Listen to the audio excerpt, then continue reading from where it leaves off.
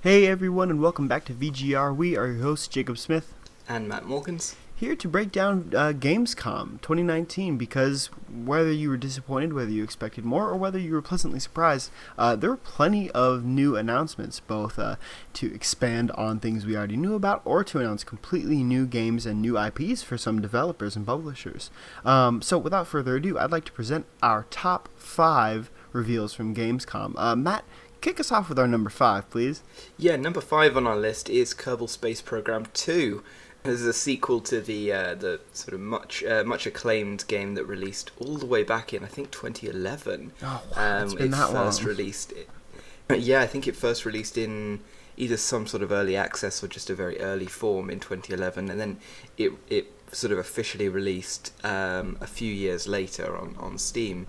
But obviously it's since attracted an enormous following online. It's one of those games that's done extraordinarily well in things like Steam sales over the years. Oh yeah. And it's been very well supported by its devs. So this is the announcement that they are officially making a sequel. Currently doesn't have a release date, but they are apparently aiming for sometime in spring 2020. So it won't be a huge wait. Well, at least hopefully so. Fingers crossed, right? And from the trailer, it really looks like they're stepping things up. I mean, it's a fantastic trailer overall, but it shows off a lot of things that could potentially feature in the game. Obviously, it's not gameplay footage, so we don't know if it's going to look exactly like how it's shown in the trailer. But they do show that they're going to be expanding into colonies, which is something the first game didn't include, and those will be as sort of modular and buildable as the ships have been in previous games. And we're getting interplanetary and intergalactic travel. All right. With I think the introduction of some sort of faster than light We're going travel. light speed, yeah. Which again they haven't said a huge amount about, but obviously they've shown multiple planets, and it felt like they were teasing more to come with that. But yeah, That's awesome. Apparently the game's been rebuilt from the ground up to be more of a modern experience, and they're apparently putting a lot of effort into making it accessible for new players. Nice. Showing like tutorials within the game, a better UI, different instructions and things like that. So it's not, the first game was not necessarily the easiest to get into because it was a very mechanically complex game, and so there's a risk with a sequel that it's difficult to get into because of how complex it is. But it looks like they're aware of that, and they're going to make it pretty accessible for people. That's awesome. Well, and of course, I saw the trailer and I was like, what is this? What is this? What is this? Oh, it's KSP. It's Kerbal Space Program. But, my initial thought was like, okay, how do they do a sequel? And not that I was questioning their ability to, but it's a genuine curiosity. And I think, like all the ways you mentioned, are a great way to expand on all the wonderful things that the first game did to attract such a cult following. Absolutely. But Matt, at our number 4 is more Marvel's Avengers. Specifically, we got the A-Day prologue mission. Now, this was interesting for a variety of reasons, namely because we finally got a look at what press got a look at E3 2019 this summer. And we heard a lot of the praise, criticisms, and questions that they had, and really saw that come to fruition as far as variety in gameplay, as far as character design, which was altered a bit after some fan backlash, which is interesting, right? I think the immediate thing fans jumped to was how each character looked, and I think that's something they tackled relatively well, considering they can't use the likenesses from the from the movies in the MCU. Yeah, it definitely looked better. Where Marvel movies have gained, or where Marvel has gained much of its popularity. But in this trailer, we got to see the core Avengers doing their thing. We got to see Hulk smashing, Thor and Iron Man flying through the air, using their awesome powers, which I liked the variety of. And we got to look at Taskmaster fighting Black Widow. Yeah. Which was the only real core Marvel villain. So Matt, do you think that the Marvel's Avengers, is promising after seeing this gameplay, or would you like to see more? I definitely want to see more. Like, following on from E3, I still haven't been blown away by this game so far. It doesn't, like, I think it's going to be good. I'm not saying it's going to be a bad game, but I don't think it's going to be a 9 out of 10 kind of game. From the gameplay that they showed in this new Gamescom demo, it didn't feel like anything we haven't seen before. Yeah. Sure, it's got the kind of the Avengers spin on it, but the combat looks fairly similar to combat that we've seen in games like this in the past. And to be honest, the flow of combat from one fight to another felt fairly simple. Didn't feel like there was all that much story really pinning it together. And it did feel like it was focusing on just sort of big graphical set pieces rather than stuff that the player was actually doing. Very much so the prologue. It felt like this was like the first thing that you do in the game. I really hope that this was just literally the first mission that teaches you how to use the different characters, because it didn't feel like it was going to be that interesting to play. So hopefully this is just the prologue, and that's why it doesn't feel that varied. Fingers crossed. I mean, we do have a little bit more information as to how the missions and regular game will be structured and set up. Essentially, there will be a hub world. Presumably, it's going to take place on a helicarrier or Avengers Tower, but the helicarrier would lend to mobility and traversing the world, doing missions all around the world. So, likely we'll see the helicarrier in some form or another. But there will be a hub world where you will then choose missions to go and dispatch your various heroes to. So some missions will be specifically tied to certain heroes, and some missions will be more freeform where you can tackle them. They have loose goals, and you can select which heroes you'd like to send in. Yeah. So that's a varied way to kind of switch things up compared to what we've seen in this, the latest gameplay snippet. So who knows? Hopefully Square Enix has something more in store for us. I don't exactly know why they haven't showed us the hub world. Yeah. But I'm waiting. I'm reserving my major skepticism for sure. But Matt, carry us to the top 3 with our third pick for Gamescom. So number 3 is the reveal trailer for Disintegration. So we got a teaser trailer ahead of Gamescom, which didn't really show a whole lot. And now we've actually got a proper trailer, so we have a bit more of a sense of what this game actually is.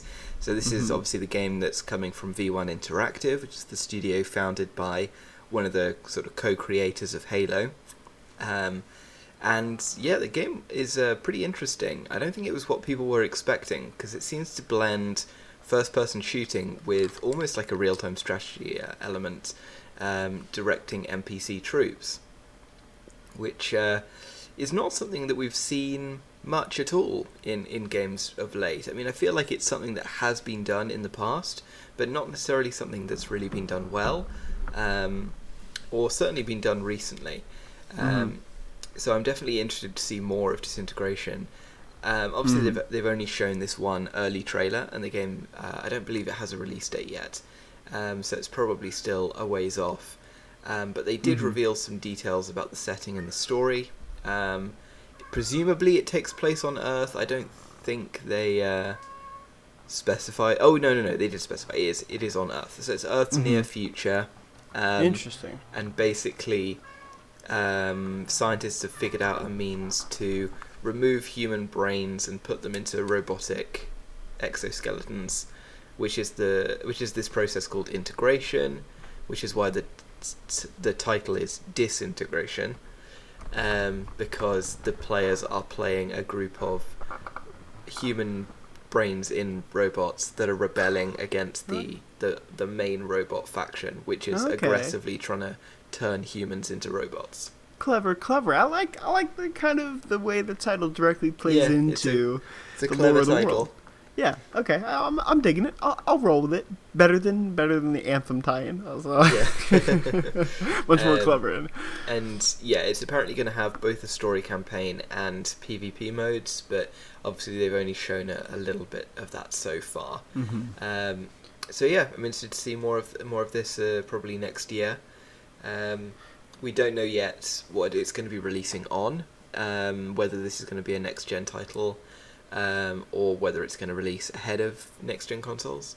Mm-hmm. So I guess we'll have to see next year. But I'm promising looking forward start. to it. Yeah, absolutely. It's what I think each one of these things is on this list because we want to see more, because it grabbed our attention. That's certainly the case with Disintegration, and that is certainly the case with our number 2 pick, which is Everspace 2. Definitely. And okay, Matt, I gotta be honest. I don't know much about Everspace. I know the name, the title, and I know that its fan base is pretty loyal, and the first title garnered a lot of strong critical reception. Might not have, sold millions of units and gained crazy commercial success, but the fan base is there, and obviously the game did well enough to warrant a sequel. And Definitely. what a sequel it is! I mean, the trailer alone, before I even saw the snippet of gameplay that they showed us, the trailer. Yeah, it was looks definitely one of the best trailers we got out of Gamescom. Absolutely stunning. I mean, and you see everything. You're floating through debris fields. You see a bit of combat. You see some crazy eldritch horror in the background of one of the shots, and then it just kind of cuts away. Like, immediately, all these things just kind of drawing my interest in and making me like feverish to know more about this game. Yeah, definitely. I'm keen to see whether they can kind of bring the game's name further into the media spotlight. Because as you said, the first game, it was a successful release by all accounts, but it wasn't a huge AAA release. Yeah. And if they can get a lot more media attention this time round, I feel like they could definitely boost the following of the game and its visibility on a much wider stage. I think looking at what they showed at Gamescom, they have every potential to be able to do that. Absolutely. Certainly, if the gameplay itself lives up to what they've shown. Yeah, I mean, what is going to be interesting to me is how it differentiates itself from a lot of other SpaceX games that we've seen. I mean, because we've seen a lot of space exploration since No Man's Sky, right? We have the upcoming Starfield from Bethesda. We've got Outer Wilds, right? Yeah, Outer Wilds, which is that kind of the SpaceX puzzler. So we've got a lot more space exploration, space-themed games. I really want to see how Everspace 2 differentiates itself from the crowd and from its predecessor. Yeah, certainly. But, like you said, judging by what they've shown us from Gamescom, it looks promising, and I hope it can live up to the hype. Definitely. Matt, sitting at our number 1 is the thing that intrigued me personally the most. It caught my eye, and it was absolutely gorgeous, and that is Ghost Runner. You may not have seen this. It flew under the radar. I haven't seen a lot of buzz about this game floating around, but it is kind of like if you took Mirror's Edge, blended it with Katana Zero, and threw it, straight into a 3D cyberpunk world. And it's perfect. I mean, I hate how generic X game combined with X game equals this game can be, but that kind of is the formula. When you see gameplay, that's immediately the image that it evokes, because not only do you have this really fluid parkour system, you're running around with a blade in hand, chopping dudes right in half, as you should, and the interesting mechanic, right, is that when you get shot once, you die. It's kind of like got that, again, a Katana Zero, Hotline Miami type of frenetic action where you get shot, you got to restart from the latest kind of entry point into that combat. And I think putting that into a 3D space is a really interesting concept. They've got a lot of really cool gameplay elements at play, but what struck me the most was the visuals, because not only is it stunning, but it's going to support ray tracing. Naturally, that's right, the next level, especially in a glistening and gritty cyberpunk world. There's a lot of potential to put on quite a display. Definitely. Yeah, it's really interesting as well because this is a developer we've really not seen a lot from in the past. They've got a handful of games on Steam, but it's mostly much smaller games that you probably wouldn't have heard of. Mm-hmm. Their first game, back in 2016, was a point-and-click adventure game, and their most recent game was a top-down, almost arcade-style shooter. These aren't graphically intensive in the same way that Ghost Runner is. So it's always interesting to see a developer kind of stepping up from their past works and doing something a bit bigger. And I think that's an instance here where they don't necessarily have a huge name to call upon to sell this game, but if they can do it purely on the quality of the game itself, then hopefully it finds success. Yeah, that's a really interesting point. Where some developers and publishers are leaning on their name to promote a new game, this studio is really leaning on their new game to promote the name of their studio. Indeed. And so I think it's a really interesting position they find themselves in. Obviously, it's a game that has drawn my attention, likely the attention of thousands more fans, and I can see this being a really fun, condensed experience. Maybe it's only a few hours long and something that is intensely replayable based on the challenge and the things that can be brought to gameplay to add replayability. But whatever is in store for Ghost Runner, I'm excited for it. I'm looking forward to it. And Matt, carry us into our honorable mentions, because there are some guys resting just outside of our top 5. Yeah, there are a couple of games which are actually some of the biggest names that we saw at Gamescom. Cyberpunk 2077, Death Stranding, which we didn't think were worth putting on the top 5 list because we honestly didn't get a ton of actual announcements from the games. We saw a lot of new screenshots from Cyberpunk. We got some new gameplay. Oh, sorry, not gameplay clips. Got some cinematic clips. Don't from trick Death me Stranding. like that. But we didn't get a lot of actual announcements about the game. We got more, I think, from Cyberpunk because we got a confirmed date for when they are releasing gameplay, which is going to be on the 30th. And we also got a new piece of music, which is awesome. Overall, maybe not worth putting on the top 5, but it's definitely a pretty big showing for the game. Yeah, definitely. That's going to wrap it up for us, and that's going to wrap up Gamescom 2019. Let us know your thoughts on the show. I certainly was interested by a lot of it, and it was certainly a more I think a more tech-oriented show than last year. And to be honest, I think that's probably because, much like E3 this year was a slightly smaller E3, a lot of developers are probably waiting for that next-gen release. They're holding back, Yeah. Whether they're already working on things with dev kits or whether they're, just in the planning stages. I think a lot of people are holding off on big projects until the next-gen consoles are at least much closer to release. So I suspect Gamescom next year will probably be a bigger event. We got enough to list a top 5 for sure, but a lot of the announcements that we got at Gamescom this year were coming out of Nvidia and other sort of tech manufacturers rather than game devs. We didn't get as many trailers as we got last year for sure. Yeah, well, let's see. The top 5 this year, hopefully we'll get enough material for a top 10 next year. But until then, I've been Jacob Smith. And I'm Matt Wilkins. We'll see you next time. Thanks for tuning in.